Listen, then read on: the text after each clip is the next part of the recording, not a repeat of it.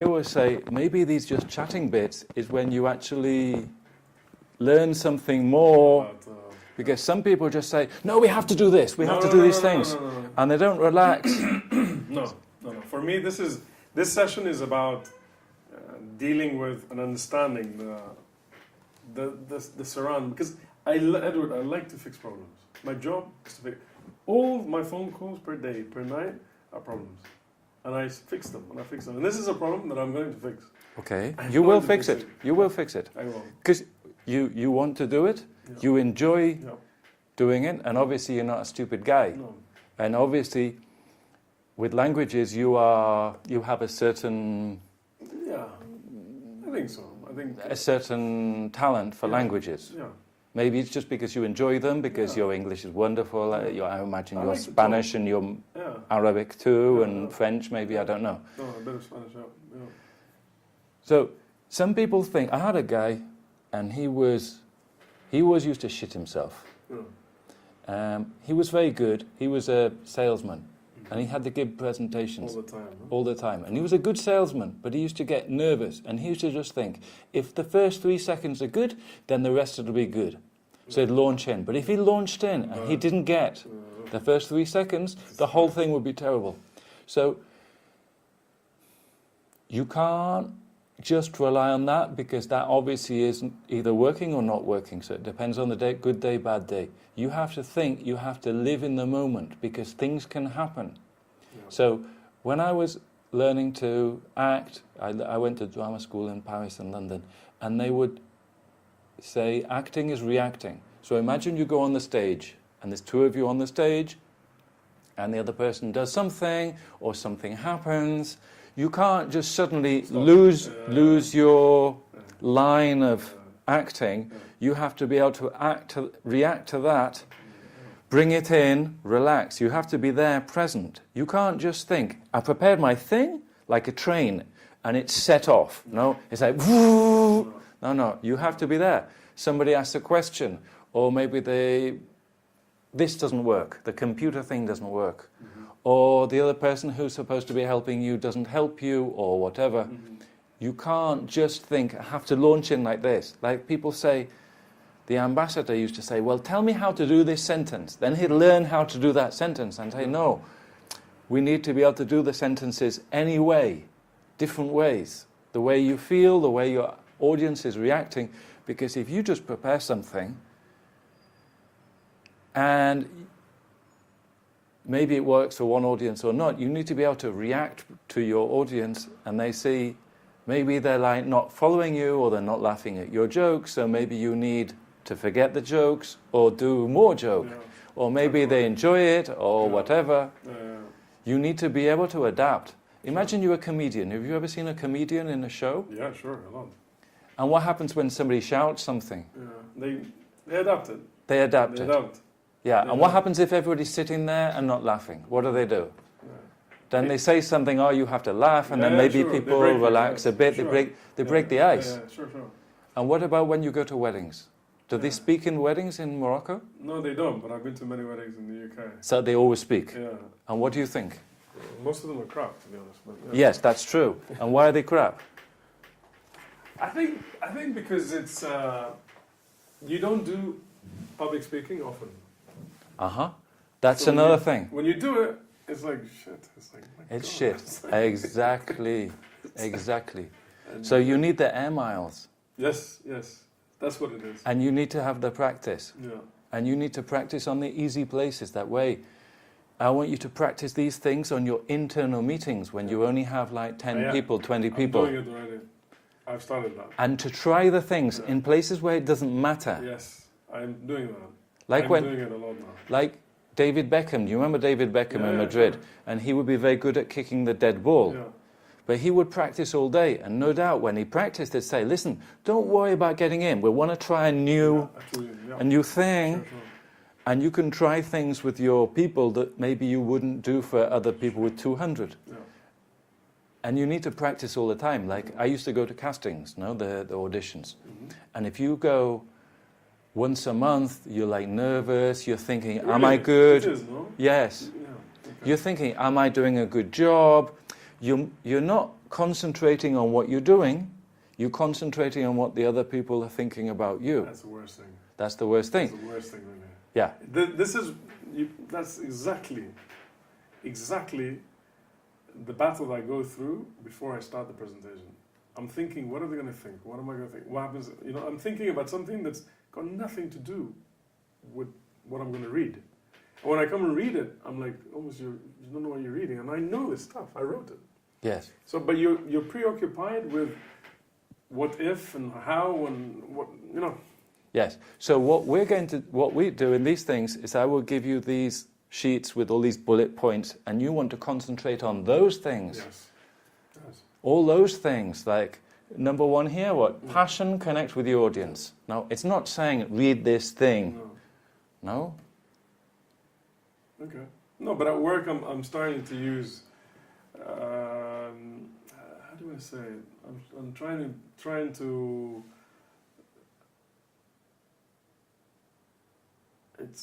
I sort of take my time now a lot more when I speak.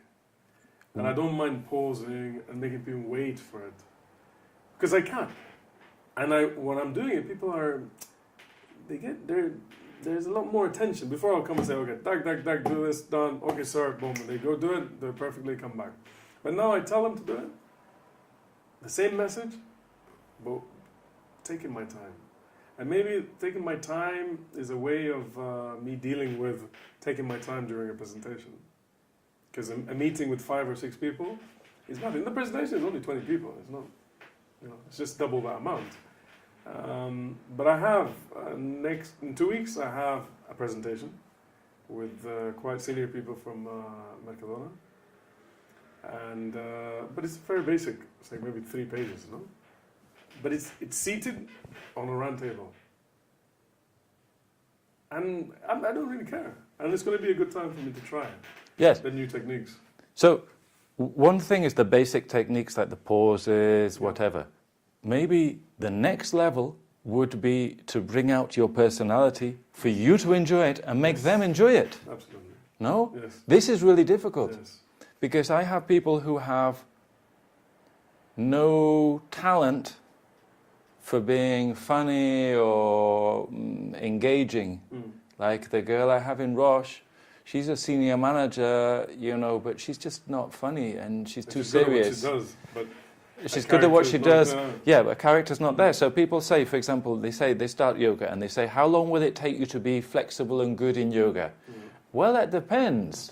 How much you put into it, what other things you've done, what kind of a person we're dealing with. If all your brain and your body's all fucked up, it's going to be difficult. But if you come here and you're like a black belt in judo and you go running every day and you jump up and down all day, then it's going to be easy. And if you enjoy doing that, sure. No, I see your point. Because these 20 people, the night before, for example, just as an expression, I would have spoken to each one of them and had a very nice conversation with every single one of them. And each person wants me to succeed in the way I'm speaking, you know? But then, this happens, you know, you just freeze. They want to enjoy your thing. Absolutely. No, I see it in their eyes. So So here we say connect with the audience. Okay, but think what they want. What does your audience want? What do they want from you?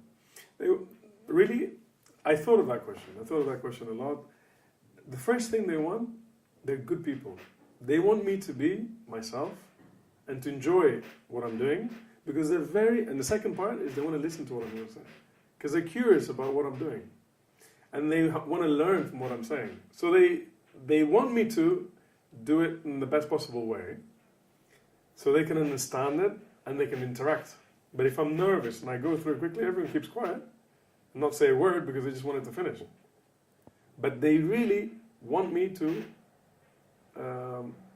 just be myself. Because they like you, Yeah. and they also are interested in what you have to tell them because you have information. Yes. Like I have a guy, the gold guy, he's expert on gold, and he is the number 1 in gold in the world, number 1. So everybody wants to hear what he has to say. But he just like drives through it, no humor, no, it's just terrible. Is it really? But he gets the job done, or is it really like? He gets the job done, but I showed it to, I showed the recording to my girlfriend, and she said, "This is just terrible. Really? It's terrible. It's terrible. This is awful. How can people listen to this shit?" And the reason they can listen to this shit is because of what he's saying. Yeah. So, for example, if imagine I take the photos of your children, in their party or something. Even if the photos are not very good, you will enjoy them because they're your children in their party, and you want, so they're on your side. Yeah. Whereas if I take some pictures of some other fucking children, It's like, it's crap. The light's not good. Oh, he's blinking, or yeah. The photos have to be really, really good for you to say, "Oh, those are really good photos." Like if there's an exhibition of photos in a gallery or something in Morocco of the children, they have to be really good photos. But here, these people are on your side because they're interested in your shit. Yeah, sure. It is the case. So it's much easier for you. So you have to think of like that. It's not like you have to convince them that you're really good when they're like negative audience. No, they know. They want. know. And if these people are there, like your employees, they have to be there because otherwise you like shoot them or something. No, but they enjoy being in that meeting with me. Even my employees. But the people from Mercadona, they want to be there because these people don't have much time and they have a lot of people to see. Oh, yeah. And they don't want to waste their morning. They want something interesting. They want the best fish at the best price. Sure. And they want this. Sure. No, for sure. And I am sure that if you have a good relationship with these people, dinners and these things, then this is the way it works. But also if they go to see you and they hear you speak and they think, "Whoa, this guy's like Bill Gates. I mean, this is the fucking Arab fucking Bill Gates." You will help a lot more. They'll be like, "Ooh," and then you give them the price, and the price is not the lowest price. And they'll go, "Well, yes, but this guy's the fucking business." Yeah, we want them on our side. Yeah. Because you can sell yourself on two things. You can sell yourself on the lowest price, and then you're going to get panga from fucking Indonesia or something that's shit, and in dirty water. Yeah. Or you can be like I don't mean to disrespect Morocco, but they will be thinking that Morocco and Portugal are below Spain. Yeah. But if you come like the sophisticated Bill Gates guy, they'll be like, "Fuck." But in a normal life, you see what I mean? This is what I do. And they know that. But when you come and put some text in front of me, panic. Because if they get fish from Switzerland, they'll think, "Oh, Swiss fish. It must be wonderful, even if it's shit." Whereas if they get it from fucking Somalia, they'll think, "Oh, it's fucking Somali fish." Because they're like, It depends who sold it to them. It's the Somali guy who sold it to them is very elegant in the way he speaks and is very good at presenting. Yes. Maybe they'll say, "Oh, Somali one is as good as a Swiss one." Yeah, but it's the same way when the Spanish people, they go to London, because I used to work in Accenture. The Accenture is for the systems and things. And they have to be incredibly good in English. Because otherwise the people in London are just like fucking stupid Spanish people. What are you doing here? What are you doing here? So they have to be like better. You see what I mean? And that's not me being racist, because I'm not racist, but Spanish people, they think Portuguese are fucking stupid. Yeah. And it's the same race. So it's not race, it's just, I don't know, they think certain countries are geographical racism. Yes. Yes. Yeah. But if you come and you're you sound like, Barack Obama, because again, Barack Obama, he's black. Yeah. Well, sort of, half, I don't know, 50%. Yeah. So there will have been an issue from that. Yeah, sure. Yeah, and I did watch a lot of the presentations. I really followed a lot of your the homework I had as much as I could. Read for the kids with a lot of animation. Okay, good. They love it. They love it. They love it. Last night I was doing it. They're like, "Don't stop!" Really? Yeah, sure. They loved it. They loved it a lot. I did it like 3 times because I've seen them only 3 times. But I watched a lot of presentations of Steve Jobs, of Barack Obama, and to be honest, I thought they're a lot better. But no, that's the wrong word. No, I had a different image on the way I watched the presentation of Steve Jobs in the university. Apparently, it's one of his best speeches, and he spoke. He spoke about it's basically a graduation ceremony, and he was 2 points he was trying to raise. The first point was he was trying to give motivation to the new grads about life, about what they're going to do. At the same time, he was relating to his past experience of what happened as a student. And he was crap as a student. He didn't do very well. But he gave 2 or 3 different examples that showed the fact that he dropped out, helped, and did not help. No? And what I'm trying to say is he related his past, two examples, I think, past experience to all that crowd, to the whole crowd. And everyone had something to relate to just by 2 examples. And I was like, how can you, 10,000 people in front of you, relate to 2 of your experiences? Sure. And everyone was like, just like, glued on. But he was himself.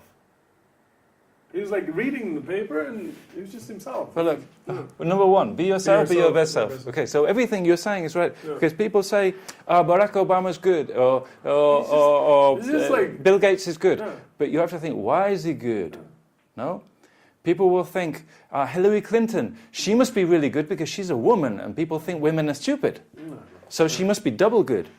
Well, she is good, but she's fucking boring and serious. She is boring. Compared to Obama, she's very boring. She's boring and serious. Yeah. I prefer to listen to Donald Trump. Because Yeah. at least he's a funny guy. Yeah. And I think also Trump, whether we like him or not, he can present. And one thing he does, because I watched some of his presentations also, Okay. he doesn't give a shit. He doesn't give a shit. I like that a lot.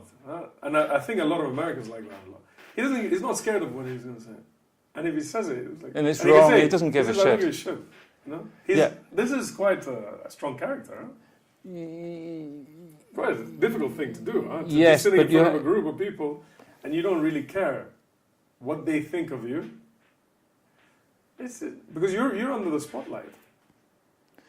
But you have to think who the people are who are voting for him. Yeah.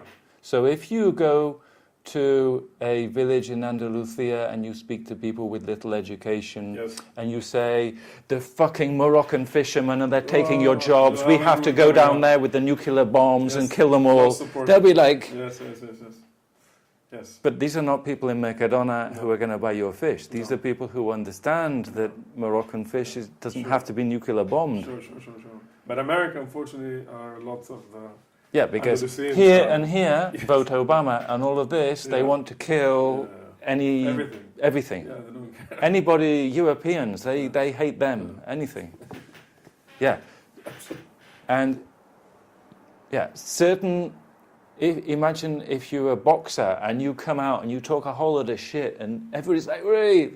So it's the audience of people who are drinking beer and they want to watch the boxing. No. And the people who vote for him are like Ku Klux Klan and God knows what shit. Yeah, there's a lot of them.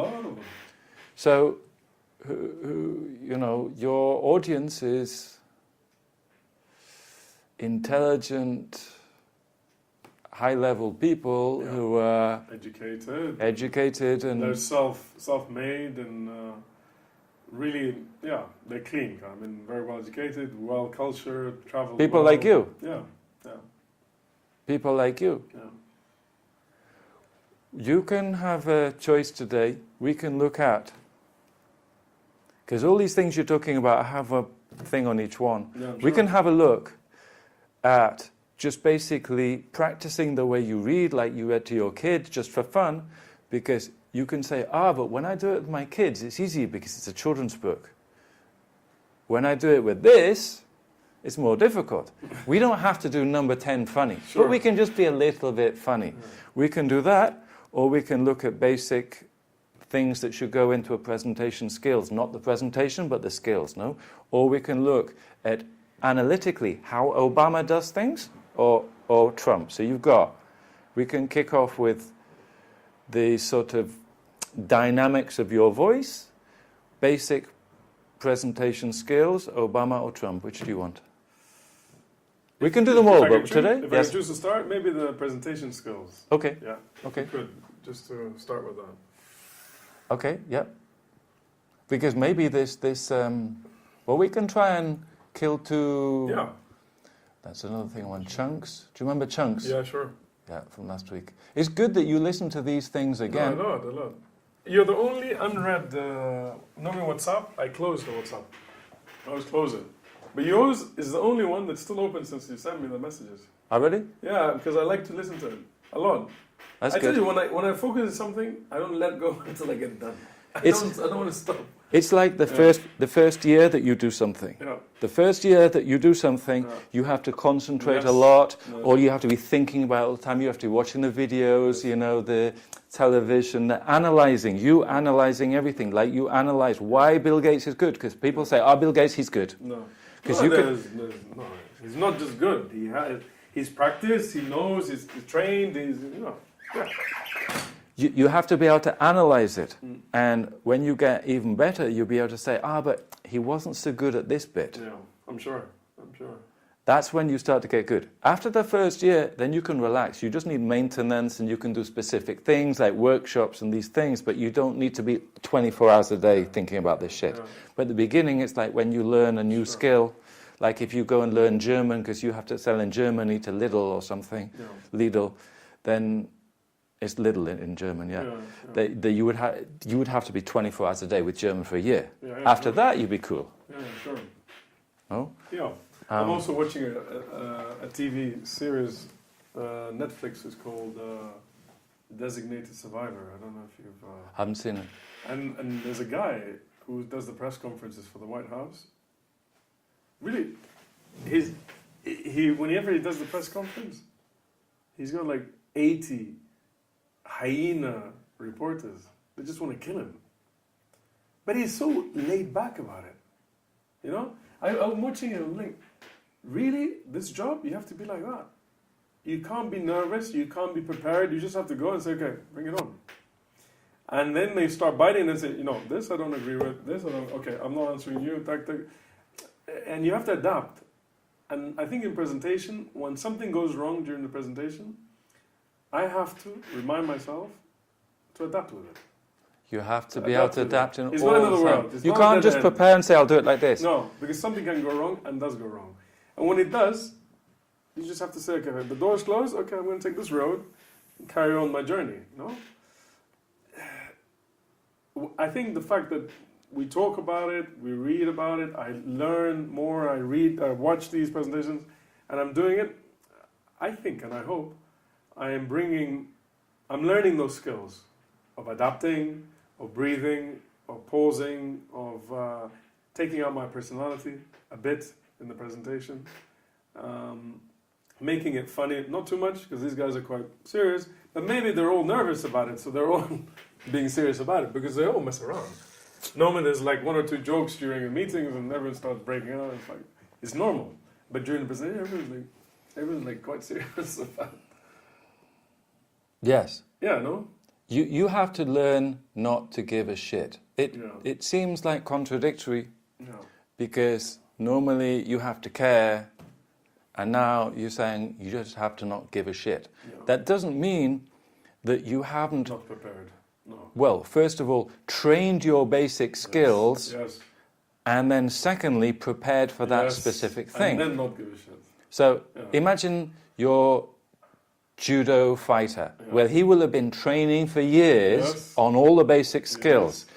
Then he will be watching the videos of the other guy, and then, knowing what the other guy's and preparing especially for him. So you've got two different things. And fight day, you come laid back and... You have to be able to. Because if you're tense... I remember when I was going to castings in Paris and I would always be, I have to do this, it's so important, and I'm not getting...